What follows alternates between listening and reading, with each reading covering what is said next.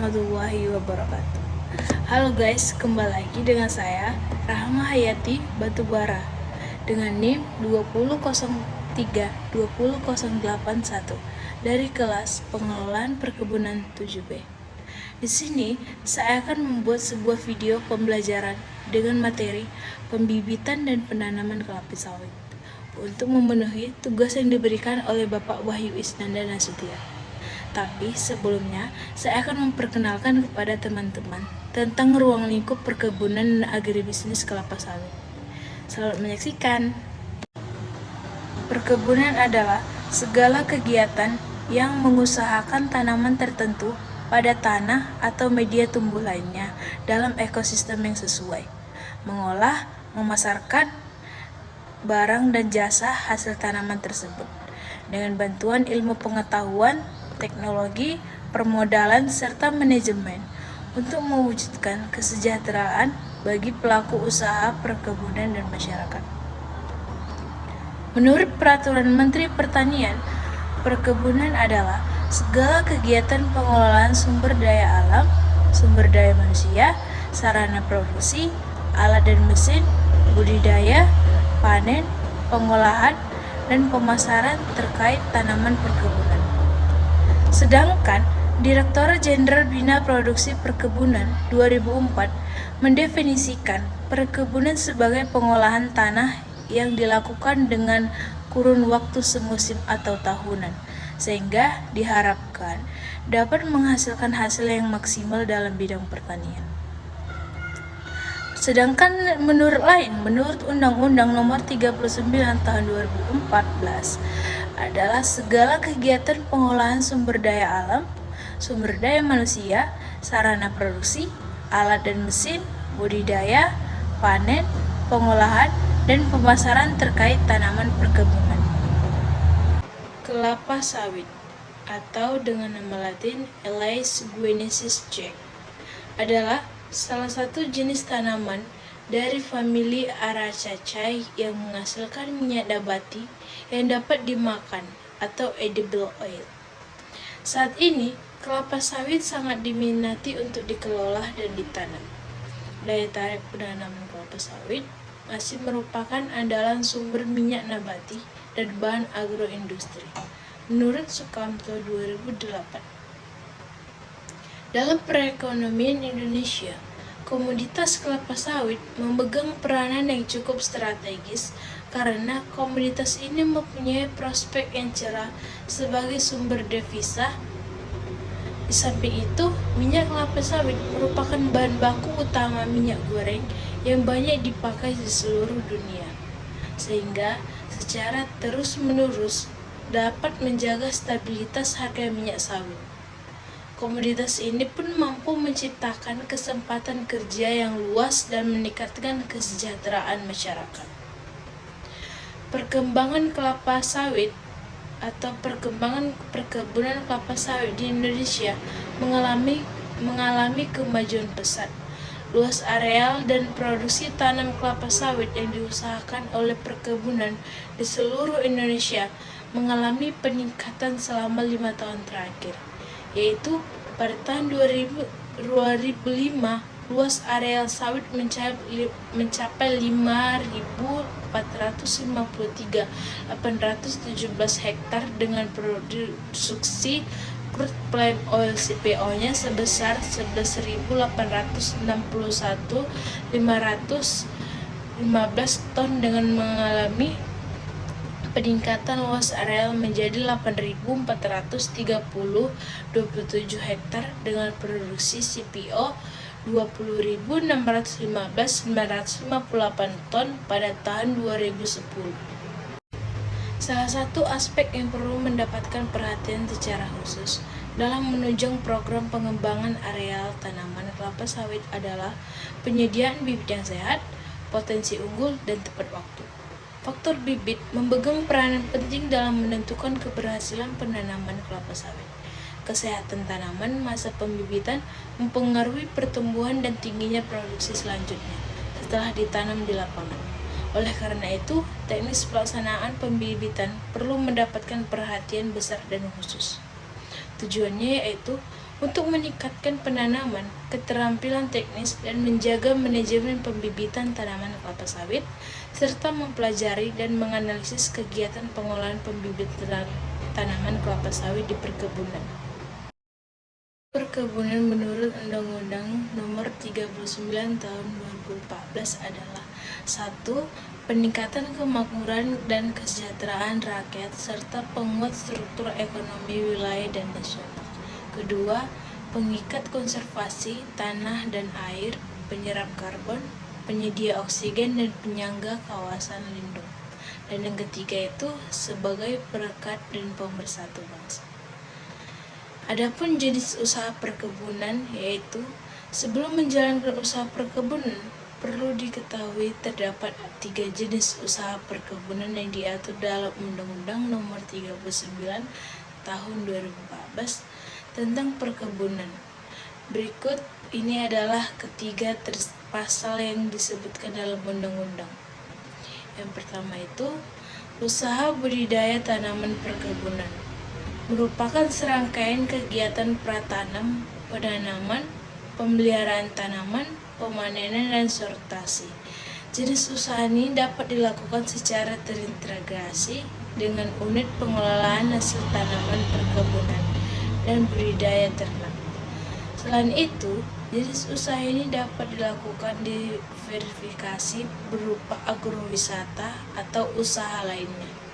Dalam integrasi usaha budidaya tanaman perkebunan dengan budidaya ternak dan verifikasi usaha harus mengutamakan tanaman perkebunan sebagai usaha pokok.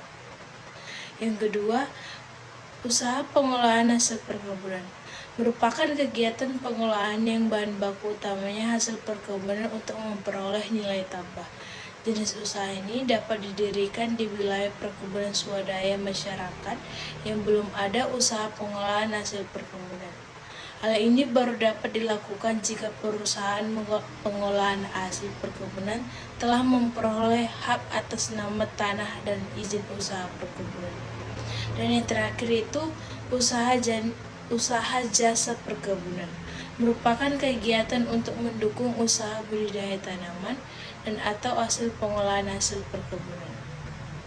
Dan ada pula tingkat manajemennya. Yang pertama itu top manajemen, yang kedua middle manajemen, yang ketiga lower manajemen. Nah, sekarang kita masuk nih ke pembahasannya, yaitu tentang pembibitan dan penanaman kelapa sawit. Bibit kelapa sawit yang baik merupakan keharusan dalam keberhasilan pengelolaan perkebunan kelapa sawit berkelanjutan. Pembibitan adalah serangkaian kegiatan untuk mempersiapkan bahan tanaman meliputi persiapan media, pemeliharaan, seleksi bibit, hingga siap untuk ditanam yang dilaksanakan dalam satu tahap atau lebih. Kegiatan ini harus dilakukan secara efektif agar bibit yang dihasilkan berkualitas tinggi dan terhindar dari abnormalitas.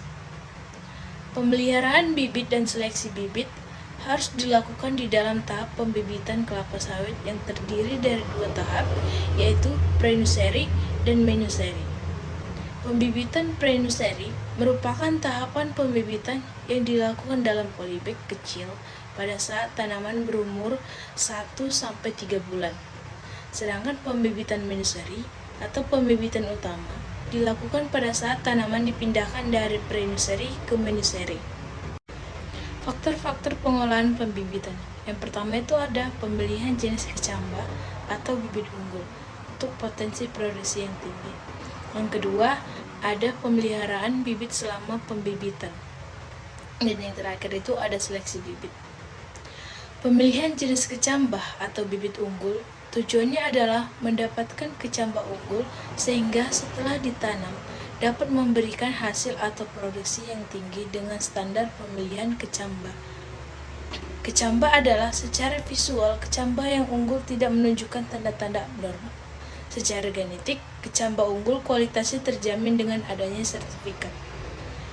Pemesanan benih dilengkapi dengan surat persetujuan penyaluran benih kelapa sawit atau SP2B-KS yang dikeluarkan oleh Dinas Perkebunan setempat. Setelah itu, dilakukan prosedur administrasi penjualan kecambah.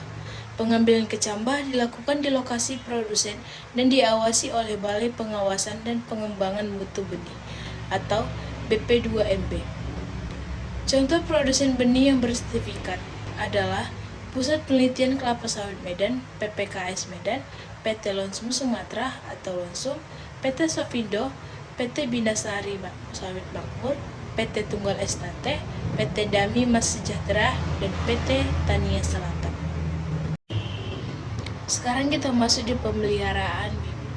Tujuannya adalah untuk memelihara kecambah jenis unggul, sehingga didapatkan bibit siap tanam yang baik dengan standar pemeliharaan adalah pertumbuhan bibit normal. Cara pemeliharaannya diantaranya, baby bag sudah diisi dengan tanah dan disusun dengan bedengan dengan sistem instalasi air yang sudah dipasang sebelum kecambah datang. Yang kedua, kecambah yang datang langsung diseleksi lalu ditanam di baby bag pre-nursery. Yang ketiga, pemeliharaan di pre-nursery. Yang keempat, pemeliharaan di mid-nursery. Pemeliharaan di pre-nursery. Yang pertama itu ada penyiraman. Penyiraman yang dilakukan pagi dan sore hari jika curah hujan pada hari sebelumnya kurang dari 8 mm.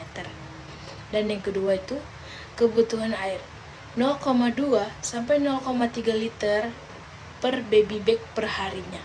Yang ketiga itu penyiraman secara mekanisme dapat dilakukan dengan menggunakan sistem irigasi sedang berlubang mikrokrin.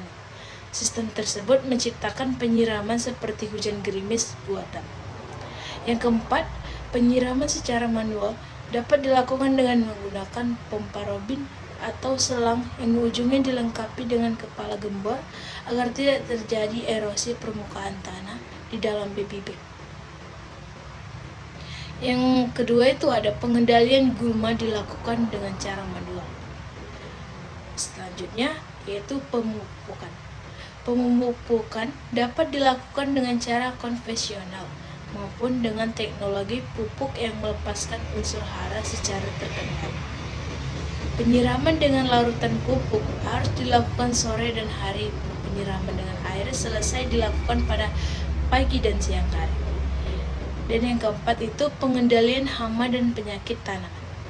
Metode pengendalian hama dan penyakit pre-nursery dengan tidak dianjurkan karena tanaman masih sangat rentan terhadap pestisida, apalagi yang mengandung tembaga, air raksa, dan timah. Pengendalian hama dan penyakit umumnya dilakukan secara manual, seperti memasang jaring atau menguntip hama di lapangan. Sekarang kita masuk di pemeliharaan di mini-seri. Pemeliharaan di mini-seri yang pertama itu ada penyiraman. Penyiraman yang dilakukan pagi dan sore hari setiap jika curah hujan pada hari sebelumnya kurang dari 10 mm. Kebutuhan air 2-3 liter per baby bag-nya per hari. Penyiraman secara mekanisme dapat dilakukan dengan menggunakan sistem irigasi selang berlubang mikrokriku. Sistem tersebut menciptakan penyiraman seperti hujan gerimis buatan. Penyiraman secara manual dapat dilakukan dengan menggunakan pompa air dan selang yang ujungnya dilengkapi dengan kepala gembor agar tidak terjadi erosi permukaan tanah di dalam ledger bag. Yang kedua, pengendalian gulma. Dilakukan hanya dengan cara manual, sebulan sekali sampai bibit cukup besar. Mendirikan dan menegakkan bibit yang doyong dilakukan dengan bersamaan dengan pengendalian gulma. Gulma di antara ledger bag dapat dikendalikan secara kimia dengan herbisida glifosat amisfosate 480 AS dengan dosis 2-2,5 liter per hektar black. Nozzle yang digunakan adalah Pilojet kuning atau Philippy 200. Yang ketiga, pemupukan.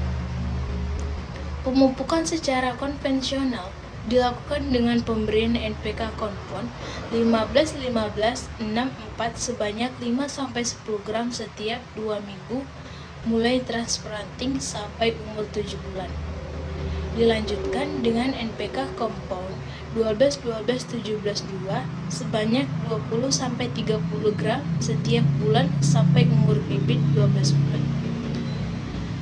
Pemupukan dengan pemberian pupuk CRF seperti Miester MX 20-26-14-13 cukup dilakukan sekali dengan dosis 50 gram per bibitnya. Pada saat transplanting di pre-nursery ke mid-nursery ditambah boosternya 30 gram NPK 15-15-64 pada umur 9 bulan. Dan yang keempat ada pengendalian hama dan penyakit tanaman. Metode pengendalian hama dan penyakit tanaman di pembibitan, baik yang patogenik maupun fisiologis, diupayakan secara manual. Pengendalian secara kimia adalah upaya terakhir yang dilakukan karena memiliki dampak keracunan yang dapat merusak bibit. Dan yang terakhir itu ada seleksi. Kecamba abnormal, patah dan busuk harus dibuang. Di pre-nursery dilakukan 2 kali seleksi, yaitu saat bibit berumur 4-6 minggu dan sebelum transplanting ke mid-nursery. Di mid-nursery dilakukan 4 kali seleksi dengan membuang bibit abnormal dengan ciri-ciri yaitu kelainan pada habitus tanaman, kelainan pada bentuk daun, dan kelainan daya tumbuh. Nah, sekarang penanaman kelapa sawit. Yang pertama itu ada pemancangan, pembuatan lubang dan pembukaan lubang tanam, dan ketiga itu penanaman. Nah, pemancangan dilakukan untuk menentukan tempat yang akan ditanami kelapa sawit sesuai dengan jarak tanam yang dipakai. Tujuannya yaitu memberikan tanda-tanda untuk pembuatan lubang tanam sesuai dengan populasi yang direncanakan, dan sebagai pedoman untuk pembuatan teras atau tapak kuda, dreniase lapangan, dan menanam kacangan-kacangan. Alat-alatnya itu yang pertama, kompos dan geopositioning system atau GPS. Yang kedua, apnea level atau clinometer. Yang ketiga, kayu pancang, dan yang keempat itu ada tali kawat. Pembuatan lubang dan pemupukan lubang. Lubang tanam telah selesai dibuat minimal 1 bulan sebelum tanam. Dan ukuran lubang tanam ideal adalah 90 cm kali 90 cm dikali 60 cm atau minimal 60 dikali 60 dikali 60 cm. Tanah hasil galian harus dipisahkan antara topsoil atau dengan subsoil. Dinding lubang tanam harus tegak dan tidak boleh berbentuk lain. Pada saat penanaman, topsoil ditimbulkan kembali lebih dulu, lalu subsoil. Pupuk ditabur secara merata ke dalam lubang tanam dengan dosis 300 gram Rp per lubang tanamnya. Dan yang terakhir itu adalah penanaman. Pelepasan layer tube dari bola tanah dilakukan dengan cara mengoyak, lalu bibit diletakkan hati-hati ke dalam lubang yang telah diberikan pupuk dan ditimbun kembali dengan topsoilnya. Permukaan atas bola tanah harus sejajar dengan permukaan tanah asli. Berdirinya bibit harus benar-benar tegak di tengah lubang tanam sehingga barisan tanamannya itu lurus. Sistem pembibitan yang digunakan adalah sistem pembibitan 2 tahap. Untuk kondisi ini, di Indonesia PT Sofindo merekomendasikan pembibitan D dikali P unggul Sofindo dengan cara 2 tahap double sting. Dikarenakan ukuran kecamba PT Sofindo yang relatif kecil dan memerlukan penanganan yang teliti agar diperoleh bibit yang bermutu baik. Pada pembibitan 2 tahap ini dilakukan, kecamba ditanam pada plastik polybag yang mempunyai ukuran 15 dikali 20 cm, tebalnya 0,10 mm dengan lubang perforasi sebanyak 18 buah untuk mengatur drainasi polybag.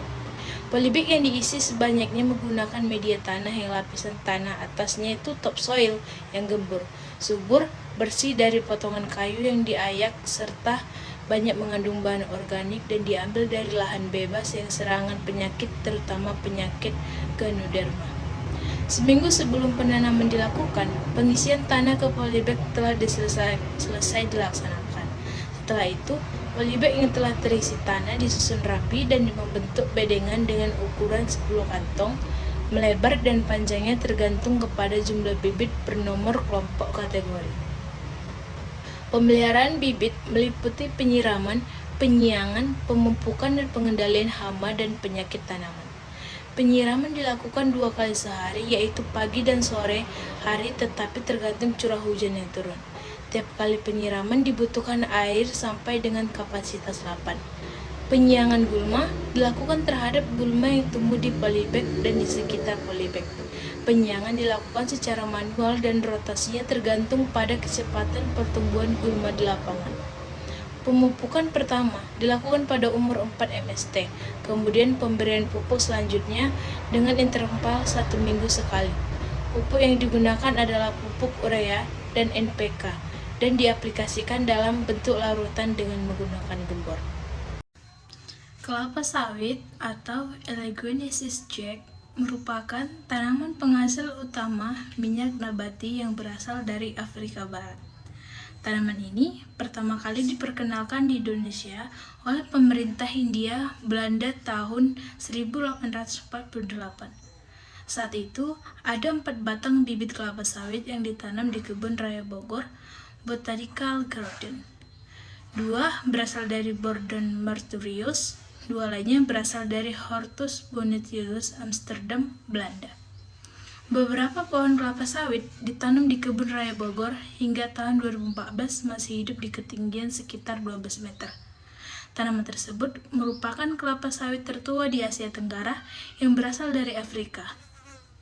Tanaman kelapa sawit salah satu komoditas perkebunan yang sangat penting dalam perekonomian Indonesia, disebabkan kelapa sawit dapat menambah devisa dan menciptakan lapangan pekerjaan, memiliki usia dari 20-25 tahun dengan masa produktif antara 10-20 tahun. Tanaman kelapa sawit yang berumur 20 tahun umumnya tidak produktif lagi dan perlu dilakukan peremajaan atau replanting. Peremajaan ini membutuhkan bibit kelapa sawit berkualitas dalam jumlah banyak. Pembibitan merupakan langkah kunci keberhasilan dalam budidaya kelapa sawit. Pembibitan kelapa sawit yang baik dan sesuai dengan standar akan memudahkan pencapaian yang optimum dalam budidaya kelapa sawit. Pembibitan awal atau pre-nursery merupakan awal kegiatan lapangan yang harus dimulai paling lambat 1 tahun sebelum penanaman di lapangan. Tujuan pembibitan kelapa sawit adalah untuk menghasilkan bibit berkualitas tinggi, dan bibit tersebut diharapkan mempunyai daya tinggi yang kemampuan adaptasinya besar, sehingga faktor kematian bibit di pembibitan dan setelah penanaman di lapangan dapat ditekan sekecil mungkin.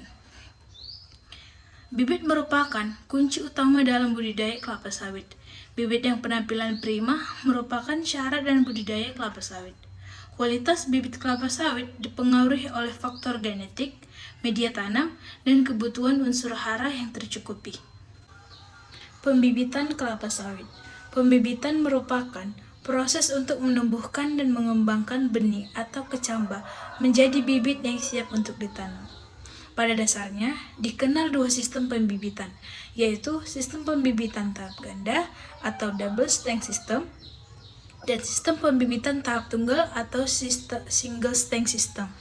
Pembibitan kelapa sawit dapat dilakukan dengan menggunakan 1 atau 2 tahap pekerjaan, tergantung kepada persiapan yang dimiliki sebelum kecambah dikirim ke lokasi pembibitan. Pembibitan 2 tahap atau double stem lebih banyak digunakan dan memiliki keuntungan yang lebih besar dibandingkan dengan pembibitan 1 tahap. Jika menggunakan pembibitan 2 tahap, luasan pembibitan menjadi lebih kecil dan memungkinkan untuk dibuat naungan. Keuntungan lainnya, penyiraman menjadi mudah, bibitnya terhindar dari penyiraman matahari secara langsung, sehingga risiko kematian tanaman menjadi lebih kecil. Jika menggunakan pembibitan 1 tahap atau langsung menggunakan polybag besar, luas area yang dibutuhkan cukup besar dan penggunaan naungan tidak efektif. Selain itu, proses penyiraman dan pengawasan menjadi lebih sulit karena tidak semua tanaman dapat dipantau. Pembibitan awal atau pre-nursery merupakan tempat kecambah kelapa sawit ditanam dan dipelihara hingga umur 3 bulan. Selanjutnya, bibit tersebut akan dipindahkan ke pembibitan utama, yaitu menuseri. Pembibitan awal dilakukan selama 0-3 bulan, sedangkan pembibitan utama dilakukan selama 10-12 bulan. Bibit akan siap tanam pada umur 12-14 bulan, 3 bulan di prenuseri, 9-11 bulan di menuseri.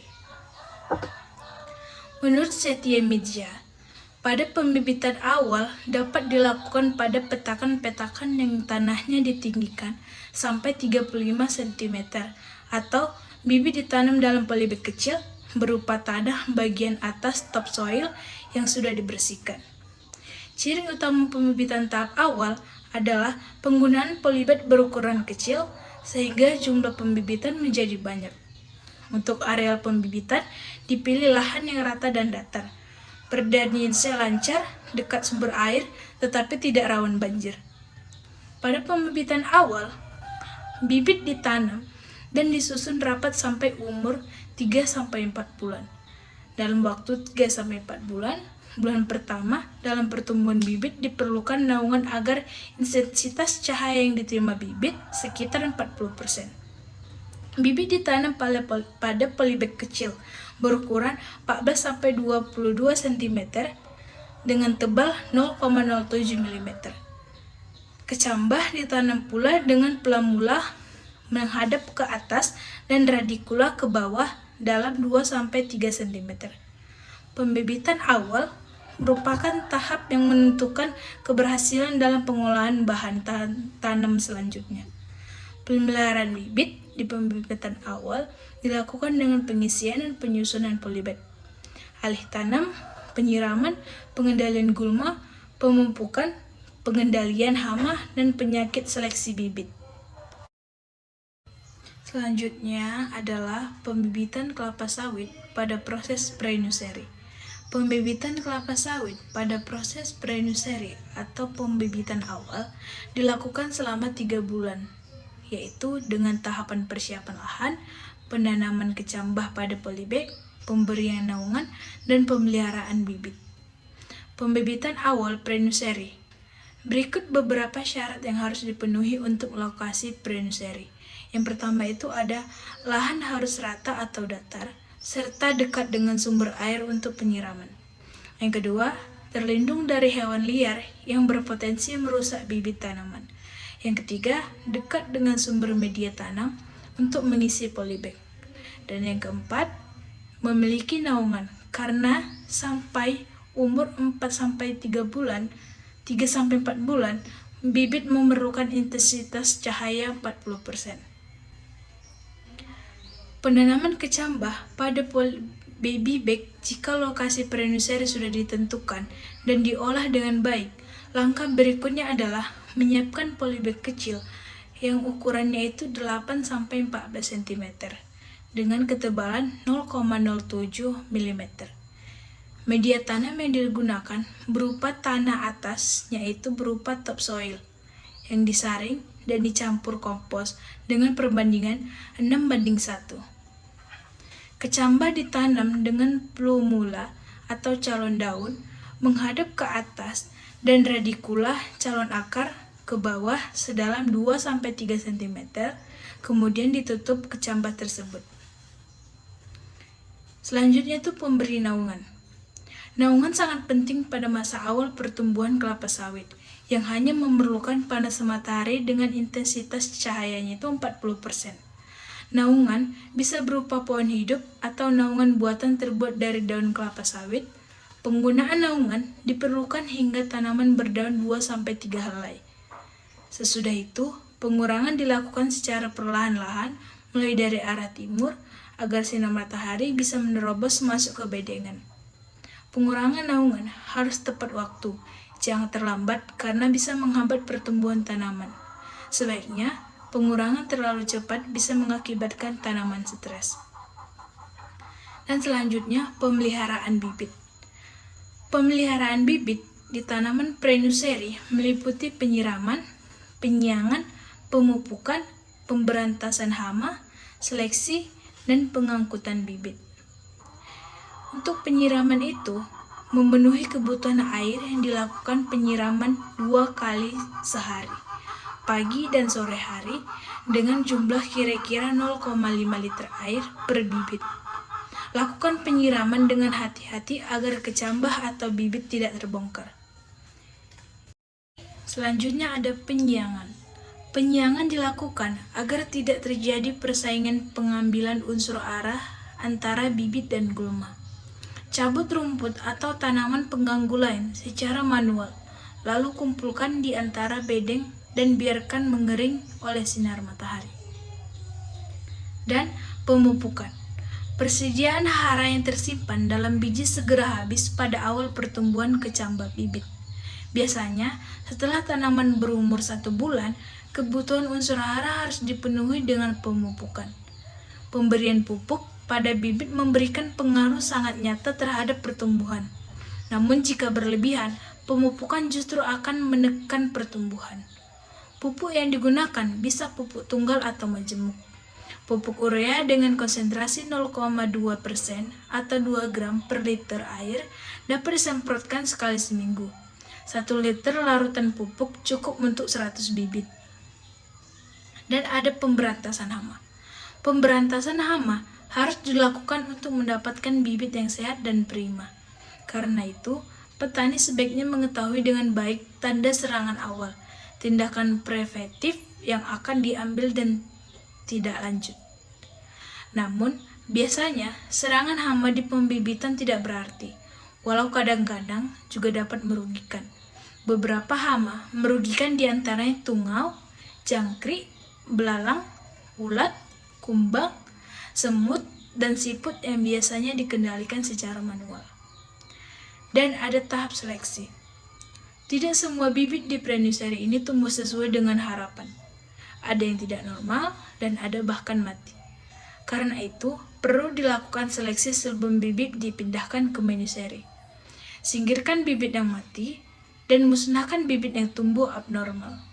Ciri-ciri yang tumbuh abnormal diantaranya anak daun berbentuk sempit, memanjang, menggulung ke arah longitudinal, pertumbuhan memanjang, dan terlihat lemah serta pertumbuhan bibit kerdil. Dan ada pengangkutan bibit. Bibit yang lolos seleksi selanjutnya diangkut ke lokasi nursery atau tempat pembibitan utama.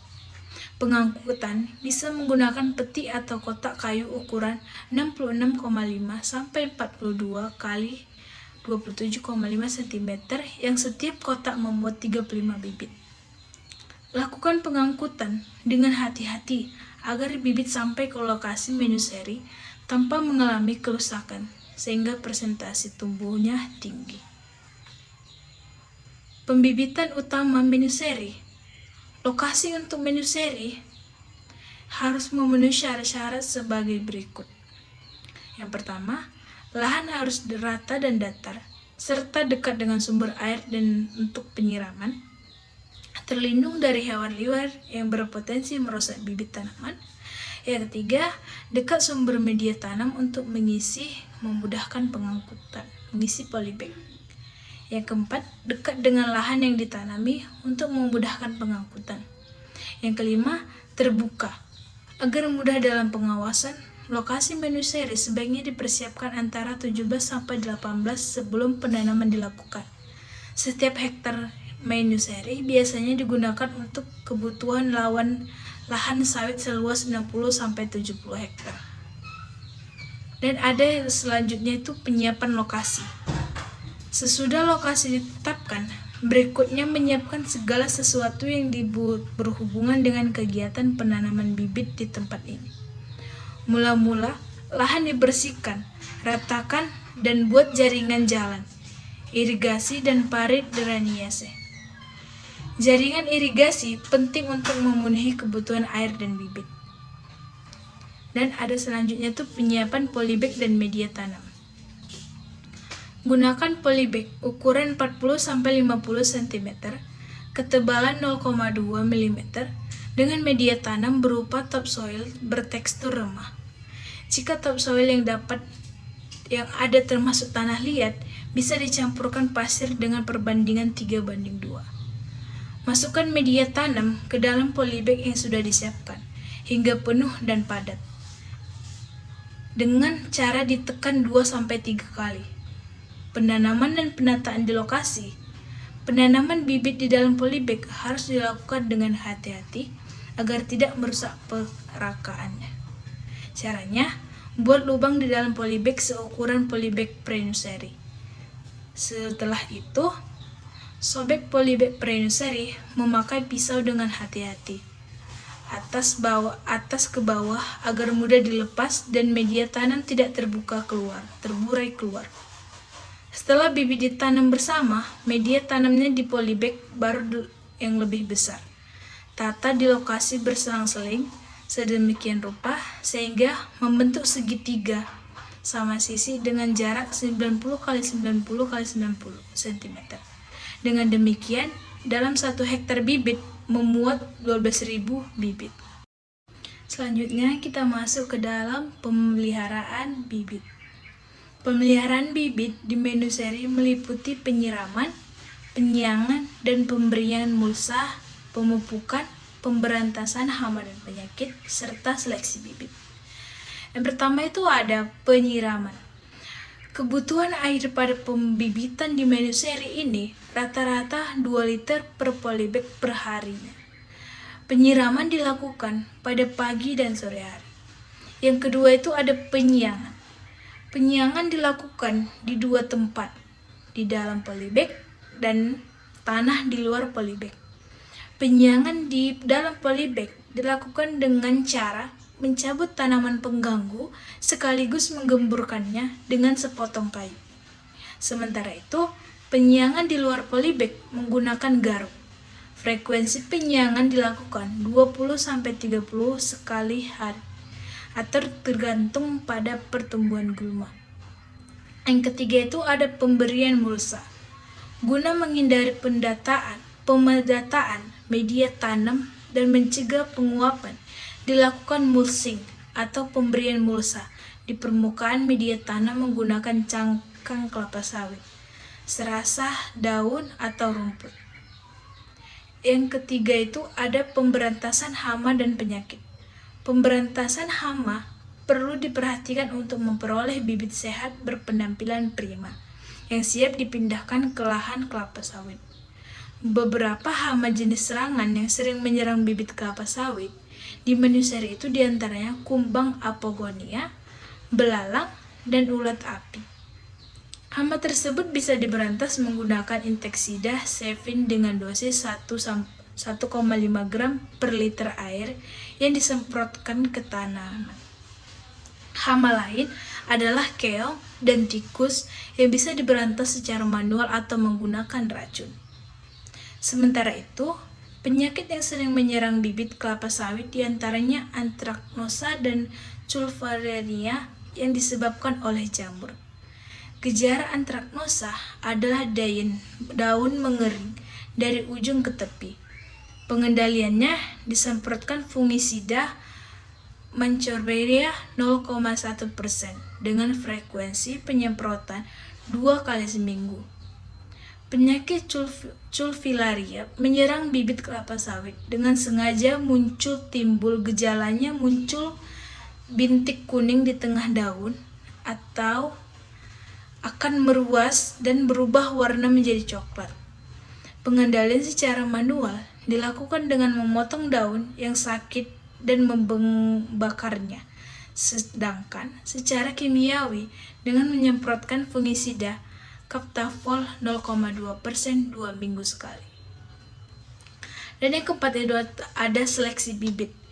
Jika saat bibit dipindahkan ke nursery berusia 3 bulan, sebulan kemudian atau saat bibit berusia 4 bulan dilakukan seleksi.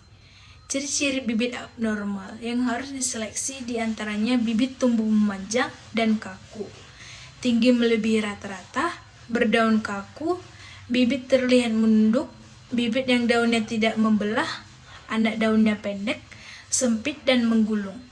Seleksi bibit dilakukan 3 kali sampai umur 4 bulan, 8 bulan, dan saat bibit dipindahkan ke lapangan. Nah, sekarang kita masuk di pemeliharaan tanaman kelapa sawit belum menghasilkan atau TBM. Yang pertama itu ada pengendalian gulma. Gulma yang ada pada tanaman kelapa sawit harus dikendalikan dengan baik karena merugikan tanaman dan menurunkan produksi. Di samping itu, gulma juga bisa menghalangi jalan para pekerja. Gulma juga dapat menjadi tempat berkembangnya hama pada tanaman kelapa sawit, serta menjadi pesaing dalam mendapatkan unsur hara atau makanan yang harusnya didapatkan pada tanaman. Dalam kegiatan pengendalian gulma yang diterapkan dua cara, yaitu secara manual dan secara kimiawi. Pengendalian gulma secara manual yaitu adalah kegiatan menanggulangi pertumbuhannya gulma yang tumbuh di gawangan atau piringan kelapa sawit dengan menggunakan alat atau parang garuk yang secara menebas. Sedangkan untuk gulma yang bersifat batang atau kayu akan ditebas dan dioleskan campuran racun dan bensin. Pengendalian gulma secara manual dilakukan apabila tanaman pengganggu sudah menutupi tanah dengan ketinggian 50 cm dari permukaan tanah dan gulma yang dapat ditebang di abad setinggi 25-30 cm dari permukaan tanah. Yang kedua itu pengendalian gulma secara kimia. Pengendalian gulma secara kimia dengan menggunakan bahan-bahan kimia atau menggunakan herbisida. Herbisida adalah senyawa kimia yang dapat digunakan untuk mematikan atau menekan pertumbuhan gulma. Ada 3 lokasi pengendalian gulma, yaitu yang pertama, semua gulma termasuk kacangan dan kentosan di piringan. Yang kedua, tumbuh pengganggu atau anak kayu dan gulma kelas A di gawangan. Yang ketiga, epipit yang tumbuh di batang atau kanopi pohon sawit. Dan yang ketiga, bahan dan alat yang digunakan pada kegiatan pengendalian gulma. Bahan yang digunakan dalam pengendalian gulma secara manual menggunakan racun metsulindo dan dicampurkan dengan bensin 1:12 liter. Bahan yang digunakan dalam pengendalian gulma secara kimia adalah glifosat dan metsulindo. Jenis racun tersebut dibedakan dengan sifat kontak dan sistematik. Glifosat untuk penyemprotan piringan, metsulindo untuk penyemprotan anak kayu atau gawangan. Kegiatan pengendalian gulma tidak menggunakan mesin melainkan menggunakan alat yang berupa cut sprayer yang berkapasitas 15 liter dan 12 liter. Selain itu, juga nozzle sebagai pengontrol arah semprotan untuk meningkatkan kecepatan saat herbisida keluar. Alat pelindung diri yang digunakan pekerja antara lain itu yang pertama, masker. Yang kedua, apron atau celemek. Yang ketiga, sarung tangan. Dan yang keempat itu sepatu bot. Masuk yang keempat yaitu pemupukan. Tujuan dari pemupukan adalah mempertahankan kesuburan tanah dengan memberikan pupuk sebagai pengganti unsur hara yang telah diambil oleh tanaman kelapa sawit dan memperbaiki atau mempertahankan kelembapan kondisi tanah agar tetap baik untuk pertumbuhan dan produksi tanaman. Rencana pemupukan ditentukan oleh hasil rekomendasi pemupukan yang telah dibuat sebelumnya dan harus sesuai dengan manajemen pemupukan seperti 4T, yaitu tepat, tepat dosis, tepat waktu, tepat cara, dan tepat tempat. Setiap blok yang akan dipupuk, kondisi piringan tanaman kelapa sawit harus dalam keadaan bersih, lebar 2 meter, dan bebas dari genangan air, agar pupuk yang diberikan dapat mudah diserap oleh akar tanaman. Memastikan sarana lain seperti jalan dan jembatan pada main road atau collection road, pasar pikul dan titik pasar pikul harus betul-betul dipastikan dapat menunjang kelancaran transportasi dan pelaksanaan aplikasi pupuk di lapangan. Secara keseluruhan, peralatan yang digunakan dalam pemupukan tidak sepenuhnya menggunakan mesin, hanya mengangkut pupuk dari gudang ke kebun dengan menggunakan mobil truk untuk melangsir pupuk. Dan adapun alat pelindung diri yang digunakan pekerja antara lain itu yang pertama masker, apron atau celemek, sarung tangan, dan sepatu bot. Yang kelima itu ada kastrasi. Kastrasi adalah kegiatan membuang semua organ generatif bunga jantan dan bunga betina dan buah yang berguna untuk mendukung fase vegetatif tanaman kelapa sawit. Kelapa sawit mulai berbunga umur 12 bulan, namun belum sempurna membentuk buah. Kastrasi dilakukan setiap bulan sampai umur 23 bulan dan dihentikan 6 bulan sebelum panen. Keuntungan kastrasi adalah merangsang pertumbuhan vegetatif dan menghemat penggunaan unsur hara dan airnya, khususnya yang daerah curah hujannya relatif rendah. Dengan demikian, hal ini berarti mengalihkan fotosintesis dan pertumbuhan generatif ke vegetatif, sehingga dapat meningkatkan pertumbuhan vegetatif dan keseragaman tanaman. Fungsi lainnya adalah menciptakan keadaan tanaman lebih bersih, sehingga mengurangi resiko gangguan hama penyakit. Menghasilkan nutrisi untuk produksi buah yang tidak ekonomis ke pertumbuhan vegetatif. Pokok sawit kastrasi cenderung kuat dan pertumbuhannya seragam. Pertumbuhan buah yang besar dan seragam dalam pertumbuhannya menghambat perkembangan hama penyakit tanaman seperti tirtala, tirtikus, marusmus, mempermudah pekerjaan panen juga. Dan yang keenam itu ada pengendalian hama. Pengendalian hama tanaman pada hakikatnya adalah mengendalikan suatu kehidupan. Oleh karena itu, konsep pengendaliannya dimulai dari pengendalian, pengenalan, dan pemahaman terhadap siklus hidup hama itu sendiri. Pengetahuan terhadap setiap bagian yang dianggap paling lemah dari seluruh rantai siklus hidupnya sangat berguna dalam pengendalian hama dan penyakit. Pengendalian hama dan penyakit yang efektif. Salah satu mata rantai siklus hidup yang paling lemah dari hama dan penyakit dapat dijadikan titik kritis, yang merupakan dasar acuan untuk mengambil keputusan pengadilan.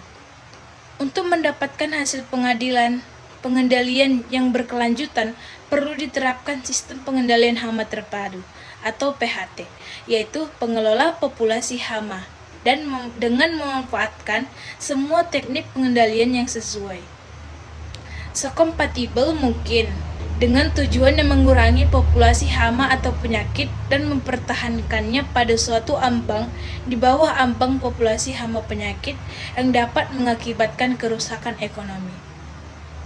Dan yang ketujuh itu ada proses pemeliharaan tanaman menghasilkan, yaitu TM. Tanaman menghasilkan atau TM merupakan tanaman yang sudah dapat dipanen atau diambil hasilnya. Pada umumnya, tanaman kelapa sawit sudah dikatakan tanaman yang menghasilkan jika usianya berusia 3 tahun, setelah tanam sampai 25 tahun atau sampai dilakukan peremajaan kembali, yaitu replanting, kurang lebih dari 100 pokok per hektar. Pemeliharaan tanaman kelapa sawit atau TM merupakan suatu upaya dan tindakan yang sangat penting dilakukan guna mendapatkan tanaman yang sehat dan mampu berproduksi sesuai yang diharapkan.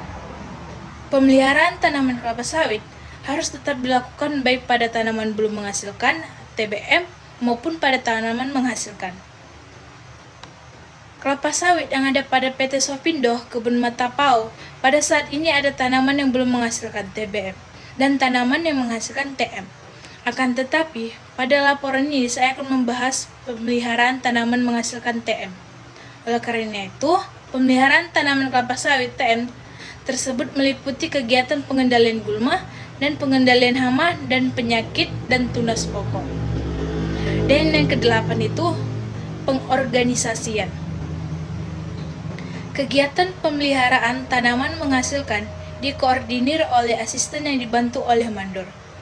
Yang pertama itu asisten bertugas menyusun pekerjaan dan anggaran kegiatan pemeliharaan. Sedangkan mandor bertugas memastikan semua kegiatan yang berlangsung di lapangan berjalan dengan baik dan benar sesuai dengan apa yang sudah direncanakan. Di lapangan ada mandor atau kepala kerja dan karyawan. Para mandor membuat rencana kerja satu hari sebelum dilakukan pekerjaan tersebut, atau mandor membuat rencana kerja setiap dinas untuk kegiatan yang esok. Mandor bertugas untuk mengawasi dan mengapai pekerjaan agar pekerjaan dilakukan terarah dan baik. Kemudian, karyawan yang akan menjalankan dan mengeksekusi pekerjaan yang telah diberikan di lapangan. Yang kesembilan itu ada pelaksanaan. Pelaksanaan terbagi dari 5 bagian. Yang pertama itu ada pemeliharaan jalan. Perawatan jalan perkebunan sawit adalah bagian dari upaya perpanjangan umur pakai lintasan. Khususnya jalan di perkebunan kelapa sawit, di mana setiap harinya dilewati oleh transportasi yang membawa beban berat, serta lintasan para pekerja yang untuk keluar masuk perkebunan. Oleh karena itu, baik buruknya kualitas jalan dapat berdampak langsung pada kualitas operasional kebun. Jalan yang baik tentu mampu menekan biaya operasional dari pengelolaan kebun sawit, karena akan mengurangi resiko kecelakaan serta keterlambatan pengantaran atau penjemputan. Secara umum, fungsi jalan di kebun kelapa sawit digolongkan menjadi 3, yaitu pertama, sebagai sarana transportasi TBS tandan buah segar atau material lain yang berasal dari luar kebun ke dalam kebun, dan dari dalam kebun ke luar kebun seperti produksi minyak atau kernel. Yang kedua, sebagai sarana transportasi TBS atau material lain di dalam kebun itu sendiri, seperti pupuk, titik panen, gorong-gorong, dan sebagainya. Termasuk juga sebagai sarana transportasi mobilitas karyawan. Dan ketiga, sebagai batas blok. Cara pelaksanaan perawatan secara mekanis sebagai berikut. Pemeliharaan jalan secara mekanis dengan menggunakan grinder 4 kali dalam 1 tahun. Jalan utama atau main road harus dirawat secara mekanis atau grinder, dan pengikisan dilakukan setiap mungkin. Dan permukaan tanah diusahakan tetap dalam keadaan cembung. Permukaan tanah yang digiling dengan menggunakan roller dan diberi lapisan batu yang tipis atau cangkang. Tempat-tempat yang harus terus-menerus rusak harus menjadi prioritas utama dalam perawatan. Prosedur kerja perawatan jalan mekanisme yang pertama itu material pengerasan yang ada di tepi jalan dikembalikan pada badan jalan.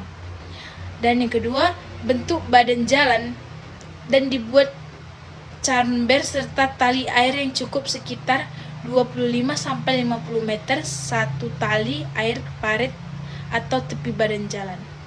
Yang ketiga, hanya dilakukan grading ringan pada badan jalan yang sudah keras atau padat dan pisau untuk menggali terlalu dalam. Yang keempat, pada musim kering, prioritas pada rendahan. Pada musim hujan tidak diperkenakan grading jalan. Yang kelima, pertahankan bentuk permukaan jalan selalu cembung. Yang kedua itu ada rawat piringan atau gawangan. Rawat piringan atau gawangan terbagi dari beberapa bagian. Yang pertama, pengendalian gulma dan gawangan. Kehadiran gulma di perkebunan kelapa sawit berpengaruh negatif pada tanaman kelapa sawit, yaitu menyebabkan terjadinya kompetisi antara gulma dengan kelapa sawit. Kompetisi ini dapat menyebabkan penurunan pertumbuhan, kuantitas dan kualitas tandan buah segar atau TBS. Penyemprotan yang dilakukan 3 bulan sekali dengan output piringan rintis per HB yaitu 2,5 hektar. Dalam anjuran perusahaan untuk penyemprotan gulma yaitu 12 tangki per senap stengnya per hari dan jumlah pekerjanya 8-10 orang. Pengendalian gulma dari semprotan piring yaitu menggunakan racun Roundup campuran 100 cc per tangki dan Ali 500 cc per tangki. Jadi satu tangki sama dengan 15 liter dan dalam satu tangki dapat kurang lebih dari 45 pokok yang akan disemprot. Roundup dalam 1 kg serbuk dilarutkan menjadi 5 liter air Ali 250 gram yang dilarutkan menjadi 5 liter dalam bentuk serbuk. Yang ketiga, pengendalian untuk piringan rintis menggunakan Roundup Gulmaron atau serbuk dalam 1 kg yang dilarutkan menjadi 5 liter air. Yang kelima, pengendalian untuk penyemprotan pada anak kayun atau pakis udang di sekitar gawangan, yaitu menggunakan campuran racun Basta 75 ml plus Ali 50 ml. BTP manual. BTP, bongkar tumbuhan pengganggu, yaitu membersihkan tanaman yang diinginkan Tanaman tersebut yaitu termasuk tanaman sawit yang kecil yang berasal dari brondolan tua lalu tumbuh dari anak kayuan.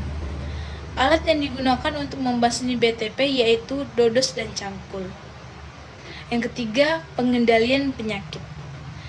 Pengendalian penyakit yang pertama itu ada Gadoderma. Busuk pangkal pada batang kayu adalah penyakit yang disebabkan oleh jamur Gadoderma sp yang ditandai dengan terjadinya pembusukan pada pangkal batang yang mengakibatkan terganggunya penyerapan hara dan keseimbangan atau ketahanan berdirinya pokok, sehingga menyebabkan kematian pokok. Penyakit busuk pangkal batang basal stem rot yang disebabkan oleh patogen Gadoderma sp merupakan penyakit utama yang mengakibatkan kematian pada pokok kelapa sawit. Dan hingga saat ini belum ditemukan cara ataupun fungisida yang mampu mengatasi secara menyeluruh. Manajemen pengendalian penyakit yang diatur dengan baik agar tidak menimbulkan kerugian yang lebih besar. Pembagian kriteria pokok terserang Gadoderma menurut gejala serangan dapat dibagi beberapa bagian. Yang pertama, pokok terserang ringan, yaitu ciri-cirinya dengan daun mulai menguning, pangkal batang belum mengalami kerusakan. Kedua, pokok terserang sedang. Ciri-cirinya itu daun menguning mulai jelang, pangkal batang sudah mulai membusuk, dan jarak daun mudah dengan daun lanjutannya itu mulai tampak merenggang. Yang ketiga, pokok terserang barat. Ciri-cirinya, gejala di daun dan batang sudah parah dan kecil kemungkinan sembuh. Jarak percabangan dan muda dengan daun tua mulai tidak normal. Jika saat kegiatan sesus ditemukan kriteria pokok terserang Gadoderma, maka pengendalian harus segera dilakukan, berupa bongkar tanaman kelapa sawit yang nantinya akan dilakukan penyisipan dengan ketentuan umur tahun lebih kecil dari 5 tahun. Yang kedua itu ada Spearrot. Spearrot merupakan penyakit busuk pucuk atau tanaman yang dibongkar karena pupusnya sudah mati. Penyakit pucuk busuk adalah penyakit yang disebabkan oleh patogen atau jamur atau mikroorganisme lainnya, dan merupakan sebab akibat yang muncul akibat infeksi sekunder dari serangan Rhizopus. Dari berbagai sumber dan literatur, diketahui bahwa penyakit tersebut disebabkan oleh jamur seperti Phytophthora palmivora, Ceratosporidoxa, oleh bakteri Erwinia ceratophora. Pada beberapa kasus, tanaman yang terserang penyakit pucuk busuk dijumpai serangan Rhizopus vulneratus. Namun, penyakit yang pasti masih sedang dalam penelitian di lapangan dan di laboratorium. Pokok yang diserang penyakit pucuk busuk ini dapat dilihat dari gejalanya. Untuk gejala ringan, daun mengucil seperti gejala definisi boron, dan daun pupus mengalami pembusukan dan mengeluarkan bau busuk yang menyengat. Untuk pengendalian penyakit pucuk busuk, yaitu dilakukan dengan cara membongkar tanaman tersebut dengan menggunakan alat berat backhoe loader yang dimana operator pada backhoe loader itu seorang lelaki. Adapun waktu pembongkaran pada pokok pertama di blok 25 yaitu 1-25 detik. Pokok keduanya yaitu 0,241 detik. Mencari pupus yang sudah mati per 6 baris per 1 TPH per hektarnya.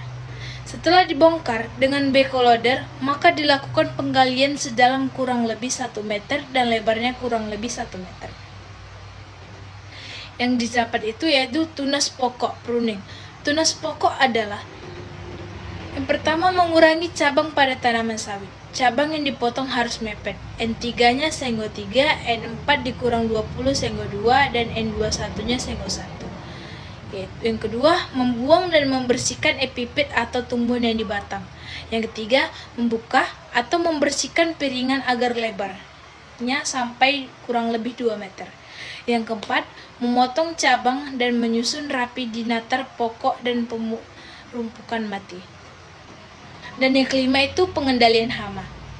Yang pertama itu pengendalian hama adalah TI, Track Injection. TI atau Track Injection adalah peralatan bor yang didesain secara inovatif untuk menyuntikkan cairan kimia ke dalam batang tanaman kelapa sawit untuk mengendalikan serangan hama, yaitu ulat kantung. Pengaplikasian TI dilakukan pada tanaman dengan usia 6 dan sampai seterusnya, dengan memasukkan cairan kimia ke dalam batang kelapa sawit yang sudah dilakukan pengeboran. Insektisida yang dilakukan adalah Starhead. Konsentrasi yang digunakan adalah 10 km started campur dengan 25 liter air. Dosis per pokoknya yakni 50 ml dan dalam 20 liter dalam menyuntik 400 pokok. Cara kerja IT yaitu yang pertama penggemboran mengulangi batang, yang kedua memasukkan racun Starhead ke setiap satu pohon 40 ml menggunakan corong atau centeng. Yang ketiga, kemudian menutup lubang yang dibor dengan lidi dan memasukkan lumpur agar racun tidak keluar. Traction dilakukan fokus pada 2 baris sebanyak kurang lebih 25 pokok. Setelah itu, dipindahkan ke sebelah baris dan begitu seterusnya. Yang kedua, HPS, High Power Spray. HPS atau High Power Spray adalah salah satu cara pengendalian hama ulat kantong dengan sistem penyemprotan bertekan tinggi.